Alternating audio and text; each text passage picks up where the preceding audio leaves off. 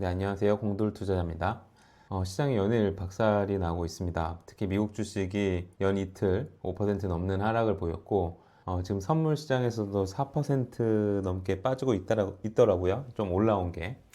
그에 따라서 우리 장도 정말 좋지 않았는데요. 좀 흐름 좀 살펴보면서 어떻게 해야 되는지 좀 살펴볼게요. 일단 미국 주식 보면 나스닥이 5.82%나 빠졌고요.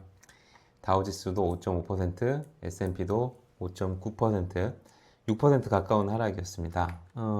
히트맵 보면요, 시뻘겋습니다. 그래도 그 하루 전 거래일에서는 좀 초록색이 있었거든요. 초록색이 있었는데 지난 시장에서는 초록색이 거의 전멸입니다. 일부 뭐 나이키 같은 종목들 빼고 다 떨어졌는데요. 이렇게 모든 업종이 시빨간 거는 정말 오랜만에 본 것 같습니다. 그 나이키가 오른 이유도 이제 그 베트남에서 좀 관세를 내리겠다고 약간 깨갱하는 모습이 보여가지고 좀 나이키도 오르긴 했지만 또 이것도 어떻게 될지 모르겠습니다. 어쨌든 전 업종이 다 떨어졌다고 보시면 됩니다. 뭐 종목별로 보면 종목별로 보는 게 큰 의미는 없습니다만 일단 테슬라가 10% 넘는 하락을 보였고요. 엔비디아 7% 넘게 떨어지면서 한국인들이 많이 투자한 종목들이 특히 좋지 않은데 특히 레버리지 쓴 종목들 테슬라 세배 같은 경우 한국인들이 뭐 90%를 갖고 있다는 얘기도 있던데 세배면 30%가 하루 만에 날아간 겁니다. 네, 그래서 미국 쪽에서도 일부 뭐 헤지펀드나 그 뭐 선물이나 어쨌든 레버리지를 쓴 그런 포지션들이 좀 강제 청산될 위기에 놓이면서 매도세를 더 부추기는 것 같더라고요. 우리 장도 오늘 좋지 않았습니다. 근데 우리 장이 다른 나라 시장에 비하면 그나마 좀 괜찮은 편이었습니다. 뭐 일본이나 중국 지수는 더 많이 빠지는 것 같더라고요. 일단 코스피, 코스닥 모두 5%대 하락을 했습니다. 사이드카도 발동을 했던 것 같은데 어쨌든 코스피는 2300대까지 주저앉았고 코스닥도 650까지 떨어졌네요. 이 수급이 심상치가 않습니다. 수급이 외국인이 2조나 때려 던졌는데 아마 이 중 상당 물량은 미국 쪽에 이제 투자해 놓은 것들이 이제 마진콜을 당하지 않기 위해서 현금을 확보하기 위해서 좀 한국 주식들이나 뭐 이머징 쪽을 좀 파는 것 같기는 해요. 그런 영향으로 인해서 외국인이 2조나 현물 시장에서 팔았고 선물도 1조 정도 파는 것 같더라고요. 코스닥 시장도 마찬가지로 2천억 가까이 팔면서 시장이 붕괴를 했습니다. 네, 개인이 무려 1.6조를 매수를 했고요. 근데 이 와중에 코스닥 거래대금이 아직도 살아나지 않고 있어서 6조, 10조까지는 와야 되는데 10조는 너무 먼 길이네요. 조금씩 회복해 주길 기대해 보겠습니다. 히트맵도 처참합니다. 이렇게 보면 뭐 빨간색도 많이 있지만 시총 상위주들은 대부분 박살났다고 보시면 돼요. 이건 이제 거래대금 상위로 만든 히트맵입니다. 그래서 삼성전자나 SK 하이닉스 같은 반도체주가 엄청나게 떨어졌고요. 아마 그 반도체 쪽도 관세 영향에서 벗어나기 힘들다는 얘기가 있어서 SK 하이닉스의 진짜 하락은 심상치가 않습니다. 그리고 뭐 그동안 많이 올랐던 종목들, 그 다음에 2차 전지주 그런 업종들에 대해서 공매도와 매도세가 집중되면서 다 같이 큰 폭으로 하겠습니다. 시총 상위주들은 다 떨어졌다고 보시면 돼요. 뭐 특별한 이슈가 있는 게 아니라 매크로가 그렇습니다. 매크로적으로 외국인이 2조를 팔기 때문에 골고루 다 판 거예요.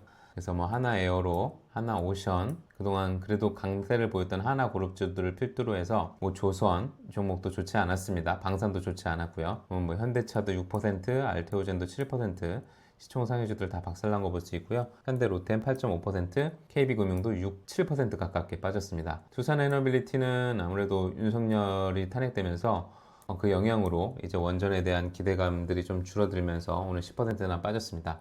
2차 전지들도 계속 빠지고 있습니다. 포스코홀딩스 7% 가깝게, LG엔솔도 2% 가깝게 빠졌고요. 이제 이렇게 빠지다 보니까 이제 신규주들도 큰 폭의 하락이 나오고 있습니다. 한국 PIM 같은 신규주들 쪽에도 이제 매도가 집중되고 있습니다. 원래 그렇습니다. 장이 초반에 조금 안 좋을 때는 신규주나 아니면 품절주 같은 그런 쪽에 좀 수급이 몰리다가 시장이 너무 안 좋아지면 이제 그 수급까지 빠지면서 이쪽의 하락폭은 엄청나게 크게 나타납니다. 그런 식으로 볼 수가 있고요. 그다음 뭐 셀트리온, HD 현대일렉, 삼성중공업, 뭐 LG화학, 현대중공업, 뭐 오늘 든 금융주까지 다 많이 빠졌습니다. 하나금융주주도 6% 가깝게 빠졌고요. 오늘 바이오도 많이 빠졌네요. 삼성바이오도 6% 가깝게 빠졌습니다. 오르는 쪽은 정치 테마주입니다. 이게 약간 해치 성격으로 오른다고 보시면 됩니다. 그렇기 때문에 반대로 미국장이 반등을 하게 된다면 이쪽이 빠지게 될 거예요. 해치 쪽으로 해서 한정된 그런 수급이 몰리면서 이쪽에 큰 상승을 보였습니다. 지금 마땅히 할 게 없기 때문에 이 정치 테마주 쪽으로 그냥 수급이 일시적으로 몰렸다고 보시면 돼요. 재료보다도 그런 수급적인 영향이 지금은 좀 더 큰 것 같습니다.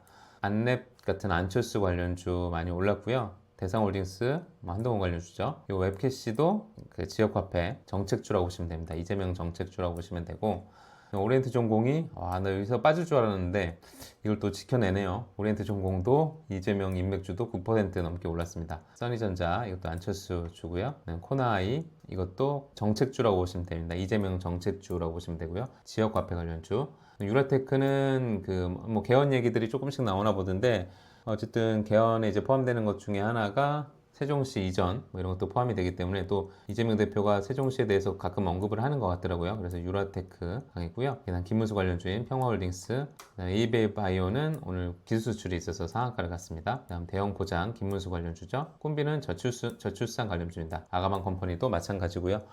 이런 식으로 해서 어쨌든 시총 상위주나 그 다음에 외국인들이 좋아하지 않는 업종들 이런 쪽으로 이제 대량 매도가 나오면서 시총 상위주들은 다 급락했고, 오른쪽은 정치 테마주 뿐이다 라는 걸 아시면 되겠고요. 반대로 여기서 그 미국 시장이 오르거나 한번 한국 시장에 좀 반등이 나오게 되면 이런 정치 테마주 쪽의 수급이 죽을 수도 있다는 점을 염두에 두시면서 투자를 하시면 좋을 것 같습니다.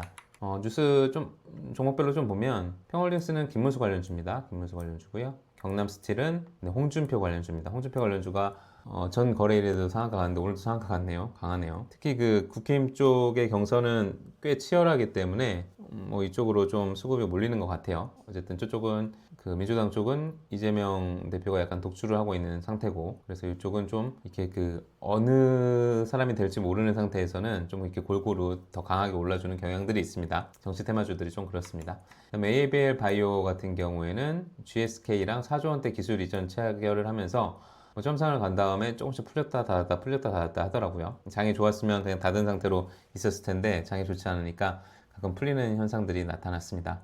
콤비는 저출산 테마주입니다. 이게 지금 어느 주자랑 묶인지를 사실 모르겠어요. 사실 저출산이랑 일자리 관련주 같은 경우에는 모든 주자들이 사실 정책으로 내세우는 거기 때문에, 보통은 근데 과거 그 대선 같은 경우에는 어떤 주자와 그래도 결합된 형태였는데, 이번에는 좀 그냥 정책주라는 그런 타이틀을 달고 오르는 것 같아요. 어느 주자가 특별히 엮였다기보단. IB 기명도 일자리 정책 관련 기대감으로 오르는 종목이고요. 호나이는 앞에서 말씀드린 것처럼 지역화폐 관련주입니다. 이재명 정책주라고 보시면 되고요.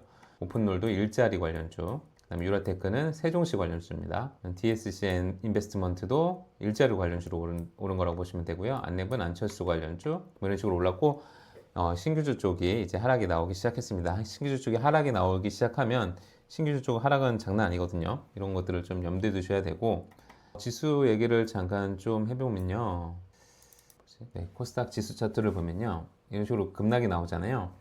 보통 요 급락이 나오면, 하루 나오면 그 다음날 급락이 나오면 그 이음봉 정도 나오면 약간 좀 기술적 반등을 기대해 볼 수 있는 자리거든요. 그리고 우리나라 그 주식 체결의 특징이 D+1 체결일이잖아요.